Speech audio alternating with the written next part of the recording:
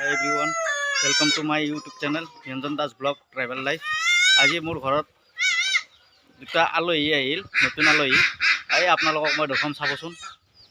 এই চাওক মোৰ আলহী দুটা। এইটো হ'ল মোৰ কষ্টৰ ফল। এই কষ্টৰ ফলত এইবাৰ দুটা পালোঁ। আগতে এটা আছিল, আপোনালোকক দেখুৱাইছোঁ। আগৰ মোৰ পথা এটা আছিল, এই পথাটো এইটো বাগত দি আছে।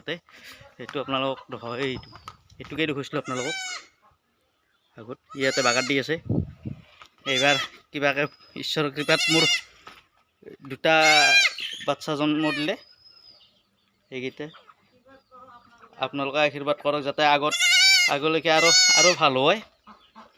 এইবিলাক মুৰ্গীগিলাও ঘূৰি আছে, বৰ দিগদাৰ হৈছে মোৰ কথা। চাৰ হয় খেদব লগা হৈছে সিহঁতক। এই নহ'লে বৰ দিগদাৰ, খুটাই হয় পোৱালিবিলাক। এনেকৈ আছে। এইটো এটা মোৰ বিটেলৰ ছাগলী, তাইও গাভিন আছে। তাইও মোটামুটি 2 মাহ পিছত আপোনাৰ পোৱালি দিব। বহুত ভাল লাগছে। এই দুটা পোৱালি পাম বুলি মই ভবা নাছিলোঁ, এতিয়া তাই দুটা দিছি। এইখিনিয়ে আৰু আজি আপোনালোকক দেখালোঁ।